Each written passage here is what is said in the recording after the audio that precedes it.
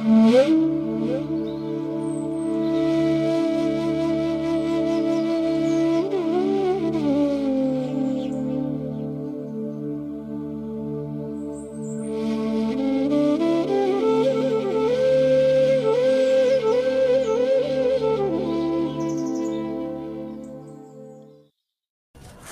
निरंजनं नित्यमनन्तरूपं भक्तानुकम्पधृतविग्रहं वै ईशावतारं परमेशमीड्यं तं रामकृष्णं शिरसा नमामि। नमस्कार। শ্রী শ্রী ঠাকুর, শ্রী শ্রী মা এবং স্বামীজি মহারাজের রাতুল স্মরণে ভুলুণ্ঠিত প্রণাম জানাই।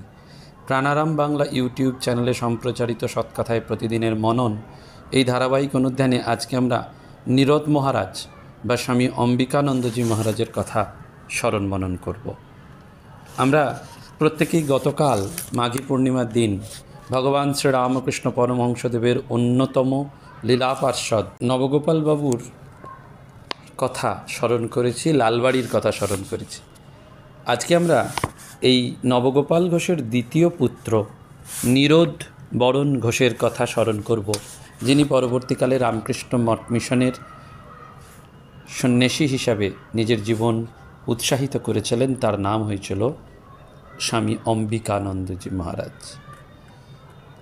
আমরা জানি যে নিস্তারিণী দেবীর স্মৃতিকথায় রয়েছে যে নবগোপালবাবু সংসারে থেকে সঠিক পথের খোঁজ করছিলেন, কিন্তু শান্তির রাস্তা খুঁজে পাচ্ছিলেন না। পরপর দুবার বিপত্নিক হওয়ার পর তিনি তৃতীয়বার এই নিস্তারিণী দেবীকে বিবাহ করেন। এই নিস্তারিণী দেবী নবগোপালবাবুকে সঠিক শান্তির পথ দেখিয়ে দেন এবং আধ্যাত্মিক উন্নতিতে সাহায্য করেন।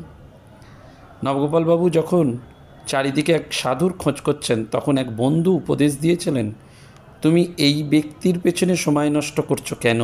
দক্ষিণেশ্বরে যাও, সেখানে একজন পরমহংসকে দেখবে, উনি তোমার সমস্ত সংশয় দূর করে দেবেন। নবগোপালবাবু এবং তার স্ত্রী দক্ষিণেশ্বরে এসেছিলেন এবং প্রথম দিন ঠাকুরের সঙ্গে তার বেশি কথাবার্তা হয়নি। ঠাকুর সেদিন নবগোপালবাবুর নাম ধাম এবং কুশলাদি প্রশ্ন করেন, তারপর তাকে বলে দেন নিত্য ঈশ্বরের নাম করতে, কীর্তন করতে। তাই 3 বছর বাদে তারা আবার আসেন। ঠাকুর তাদের মনে রেখেছিলেন। ভক্ত কিশোরীকে জিজ্ঞেস করেছিলেন, হ্যাঁ তোমার সঙ্গে যে প্রায় 3 বছর আগে একজন তার স্ত্রীকে সঙ্গে নিয়ে এসেছিল, বাদুর বাগানে বাড়ি, অফিসে বড় কাজ করে আর গরিবদের বিনামূল্যে ওষুধ দেয়, সে কোথায়? তার সঙ্গে দেখা হলে অন্তত একবার আসতে বলো হে। অর্থাৎ ঠাকুরকে এনারা মনে রেখেছিলেন তার আদেশ পালন করে, হয়তো ঠাকুর তাকে একেবারে হৃদয়ে যেন রেখে দিয়েছিলেন। সেই নবগোপালবাবুর পরবর্তীকালে আসা এবং ঠাকুরের কৃপা লাভ হয়।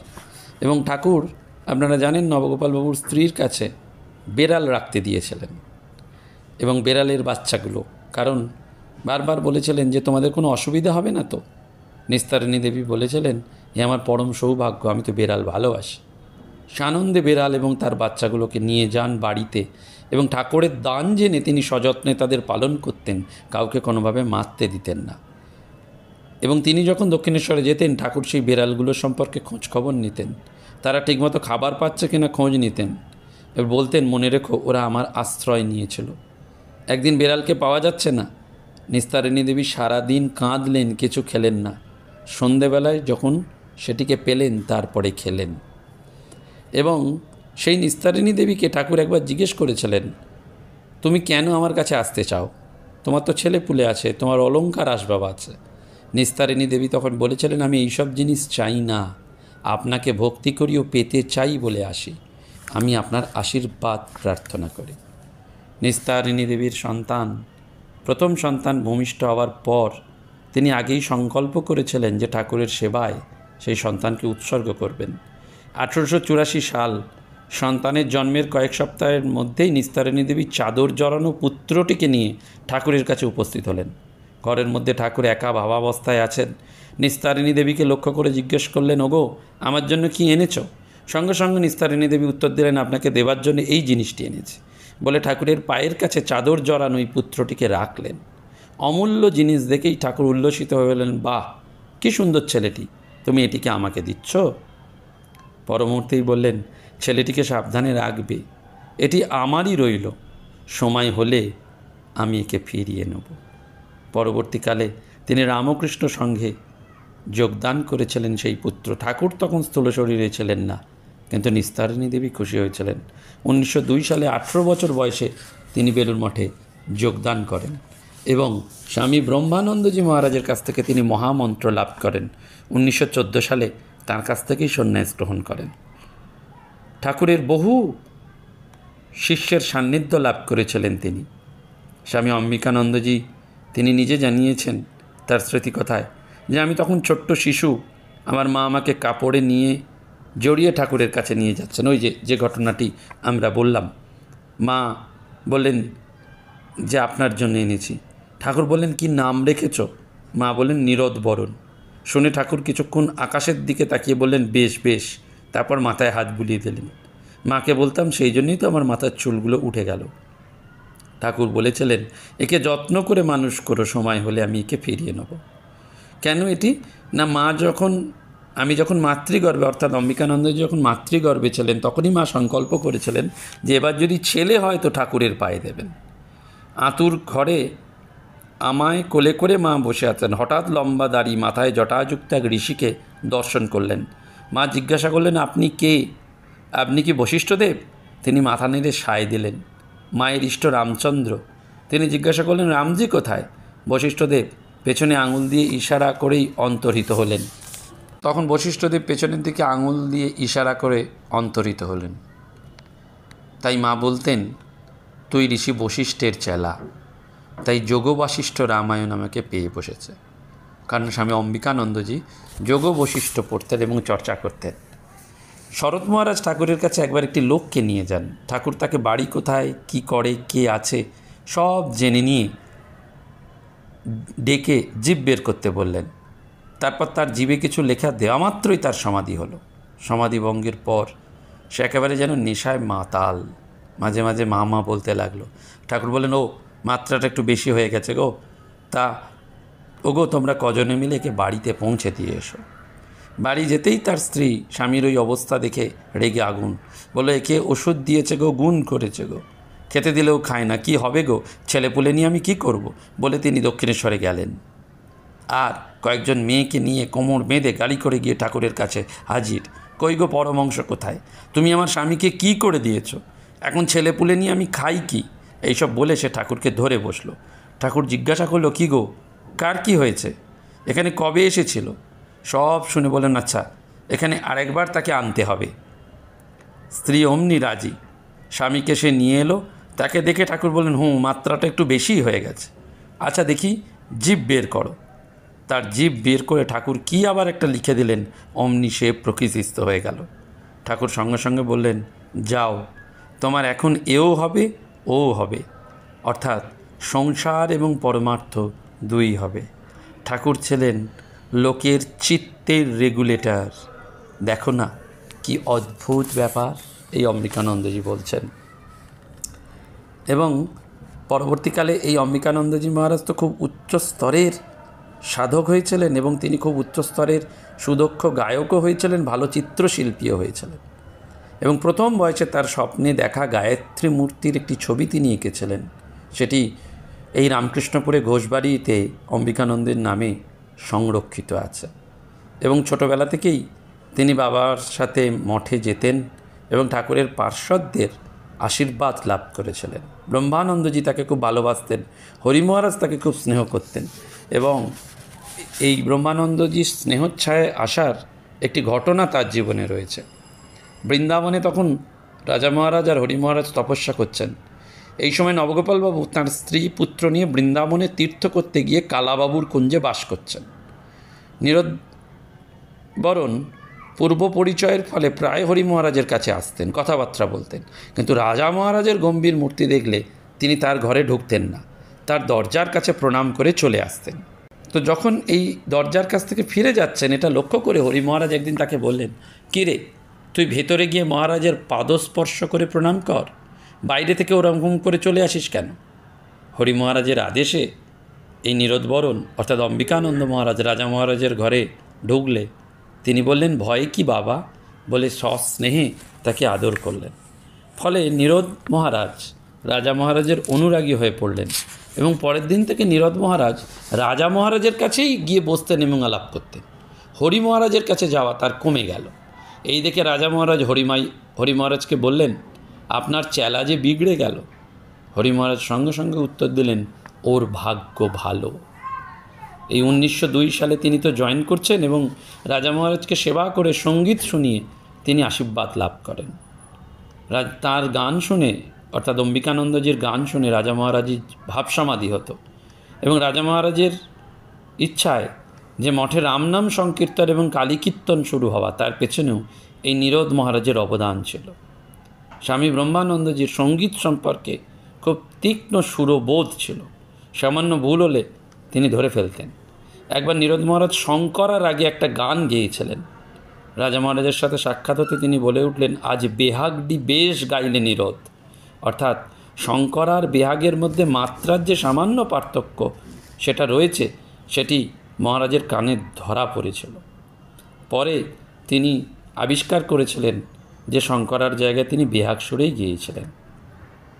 রাজা মহারাজ যখন প্রথমবার দক্ষিণ দেশে গেলেন, তখন ব্যাঙ্গালোরে রামনাম সংকীর্তন শুনে তিনি মুগ্ধ হন। তার স্বাদ হলো বাংলাদেশেও এই সুমধুর রাম নাম প্রচার হোক। সেই সঙ্গে ত্যাগ এবং ভক্তির আদর্শ চরিত্র মহাবীরের পুজো প্রবর্তন করতেও তিনি সংকল্প করলেন। রাজা মহারাজের আদেশেই এই অম্বিকানন্দজি মহারাজ রাম নাম সংকীর্তন সংগ্রহ করে তাতে সুর সংযোগ করলেন এবং অন্যান্য সাধু ব্রহ্মচারীদের তা শেখালেন। দেখুন, আবারও সেই গৃহস্থ মানুষের সন্তান নীরদবরণ স্বামী অম্বিকানন্দ, অর্থাৎ এই যে নীরদবরণ ঘোষ, তার বাবা মার যেমন ওই কৃপাধন্য, তেমনি ওই যে অবতারের আশীর্বাদ থাকলে সব হয়। পরের দিন বেলা 12টা পর্যন্ত কাশীতে একবার কালী পুজোর রাতে সারা রাত পুজো, হোম, সঙ্গীত হলো। পরের দিন বেলা 12টা পর্যন্ত অমাবস্যা থাকায় সকালে পুজো এবং ভোগরাগের ব্যবস্থা হলো। সেই সময় কাশীতে রাজা মহারাজ, হরি মহারাজ, মহাপুরুষ মহারাজ, অদ্ভুতানন্দজি উপস্থিত ছিলেন। সকালে ভোগের পর আরতি শুরু হলো। রাজা মহারাজের আদেশে অম্বিকানন্দ হ্যারো হর মনোমোহিনী কে বলে রে কালো মেয়ে ভজন করলেন। সমস্ত ভক্তবৃন্দ তাতে যোগ দিলেন। সমবেত কণ্ঠে ভজন যখন জমে উঠেছে, তখন সকলে দেখল রাজা মহারাজ চামর হাতে দেবীর সম্মুখে তালে তালে মধুর নৃত্যে যোগ দিচ্ছে। ভাব তরঙ্গ উপস্থিত সকলকে উদ্বেলিত করে তুলল। অন্যেরাও নৃত্যে যোগ দিলেন। রাজা মহারাজ একেবারে ভাবাবেশে ঢলে ঢলে পড়ছিলেন এবং বিশুদ্ধানন্দজিও বলছেন তার স্মৃতিকথায় যে ব্রহ্মানন্দজি যখন রামকৃষ্ণানন্দজির আহ্বানে মাদ্রাজে গেলেন, তখনও সেখানে সেবক রূপে কৃষ্ণলাল মহারাজ, নীরদ মহারাজ এবং স্বামী উমানন্দজি গেলেন। সেখানে একদিনের ঘটনা যে রাজা মহারাজ তাস খেলতে বসেছেন, এক পক্ষে তিনি আর নীরদ মহারাজ, আর অন্য পক্ষে শশী মহারাজ আর আমি বিশুদ্ধানন্দজি। তিনি প্রথম থেকেই খুব সিরিয়াস, মহারাজকে হারানো চাই, খেলা চলছে। দেখছি শশী মহারাজের ভুলের জন্যে মহারাজ বারবার জিতে যাচ্ছেন। আমাকে বিপন্ন দেখে তিনি উৎফুল্ল হচ্ছেন। তখন আরও রোগ চাপলো। শশী মহারাজকে কবারই বলল, মহারাজ আপনি একটু সাবধানে খেলুন, যাতে অন্তত একদানও আমরা জিততে পারি। সব মিনতি বৃথা গেল। ভালো ভালো তাসগুলো শশী মহারাজের জন্য নষ্ট হলো এবং হার হলো। কিন্তু মহারাজ খুব আনন্দ পেলেন, অর্থাৎ রাজা মহারাজ। তখন বিশুদ্ধানন্দজি বলছেন যে আমিও রেগে মুখে বললাম, একলা আমি কী করবো মহারাজ, শশী মহারাজের কোনো সাহায্যই আমি পেলাম না। এই এবং এই নীরদ মহারাজ খুব ভালো পুজো করতে পারতেন। দুর্গা পূজা এবং জগদ্ধাত্রী পূজায় তিনি তন্ত্রধারকের কাজ করেছেন। স্বামী জ্যোতিষ্বরানন্দজি মহারাজ তাঁর স্মৃতিকথায় লিখছেন, পুরীতে রাজা মহারাজ আছেন, অটলবাবুর বাড়িতে জগদ্ধাত্রী পুজো, তিনি পূজারী, স্বামী তুরীয়ানন্দজি প্রধান তন্ত্রধারক এবং নীরদ মহারাজ সহকারী তন্ত্রধারী। তিনি 1927-এর 4 মে দিল্লি রামকৃষ্ণ আশ্রমের ভিত্তিপ্রস্তর অনুষ্ঠানেও নীরদ মহারাজ পুজো করেছিলেন। এবং এই নীরদ মহারাজের বেশ কয়েক বছর তিনি পাঞ্জাবে কপুরথালা এবং আলমোড়ায় তপস্যায় অতিবাহিত করেছিলেন। সেখানে তার শরীর ভেঙে যায়। রামকৃষ্ণপুরের বাড়িতে 1954 সালের 30শে জানুয়ারি 69 বছর বয়সে দেহত্যাগ করেন এবং মৃত্যুর 3 মাস আগে অসুস্থতার সংবাদ পেয়ে তাকে ভাইরা জোর করে বাড়িতে নিয়ে আসেন সেবার জন্য। কারণ এই নবগোপালবাবুর স্ত্রী নিস্তারিণী দেবী আরেকটি গুণ ছিল যে মঠের সাধুদের অসুখ হলেই তিনি বাড়িতে নিয়ে এসে সেবা যত্ন করে সুস্থ করতেন। স্বামী শঙ্করানন্দজি তিনি নীরদ মহারাজকে বহু চিঠি লিখেছিলেন, তার মধ্যে একটি দুটি খুব উল্লেখযোগ্য। যেমন একটিতে লিখছেন যে প্রভু প্রিয় নীরদ, তুমি নানা কাজে ব্যস্ত থাকায় উত্তর দিতে দেরি হয়েছে, এতে আমি বরং আনন্দিত। যে সকল ঝড়ঝাপটা কাটিয়ে প্রভু তাঁর কাজে যেভাবে ঠিক রেখেছেন এবং সকল সুযোগ দিচ্ছেন, এ তার কৃপা এবং রাজা মহারাজের আশীর্বাদ ভিন্ন আর কি। খুঁটোর জোরে যেন মেরা লড়ে, সেইরূপ রাজা মহারাজের ভালোবাসা এবং আশীর্বাদই খুঁটির স্বরূপ। ইহাই বল বুদ্ধি ভরসা, যখন যা আবশ্যক করাচ্ছেন বলাচ্ছেন, সেই শক্তিতে তুমি শক্তিমান। আর দ্বিতীয় চিঠিতে লিখছেন, তুমি ব্যস্ত থাকো, কত দায়িত্ব, শ্রী শ্রী রাজা মহারাজের অপার ভালোবাসার কণামাত্র যদি হৃদয়ে ফুটে ওঠে, তাতে সমস্ত জগৎ আপনার হয়ে যায়, তার কৃপায় সব ঠিক হয়ে যাবে। কখনো তোমাকে হয়তো তিনি পরীক্ষা করছেন, তার কৃপাই একমাত্র ভরসা জেনে নির্ভয় নিশ্চিন্ত মনে থেকো। তবে কৃপা যে লভে, কি ভয় ভব সংকটে, কাটি যাবে বিপদ লাখো লাখো। আমাদেরও বিপদ কেটে যাবে, মহারাজের কাছে আমরা প্রার্থনা করি আজকের এই পুণ্যদিনে। এবং আবারও আপনাদের কাছে অনুরোধ জানাই, আসন্ন গিরিডি শ্রী রামকৃষ্ণ শ্রী শ্রী শারদেশ্বরী আশ্রমের বাৎসরিক উৎসবে আপনারা সেবা পূজা নিবেদন করতে পারেন গিরিডির আশ্রমের জন্য। কারণ শারদেশ্বরী আশ্রমের জন্য সলতেটুকু যে উস্কে দেবে তার কেনা বৈকুণ্ঠ। এবং 21শে ফেব্রুয়ারি সুকচরে কৃষ্ণপ্রিয়া মায়ের দর্শন, গোবিন্দজির দর্শন, গোবিন্দ মায়ের দর্শন যারা করতে চান তারা ওই দিন আমাকে একটু 15-16 তারিখের মধ্যে হোয়াটসঅ্যাপ করে জানাবেন। আগামী 21শে ফেব্রুয়ারি সন্ধেবেলায় সেখানে ভাগবত পাঠ হবে, আমিও স্বয়ং ওখানে উপস্থিত থাকব। ভক্ত ভগবানের মিলন, গোবিন্দজির দর্শন পাওয়া, মাতা কৃষ্ণপ্রিয়াজির প্রণাম করে তার আশীর্বাদ পাওয়া একটা দুর্লভ সুযোগ। নমস্কার, ধন্যবাদ। প্রাণারাম প্রাণারাম প্রাণারাম প্রাণারাম প্রাণারাম প্রাণারাম। কি যেন লুকানো নামে তাই মিষ্ট এত তব নাম প্রাণারাম প্রাণারাম।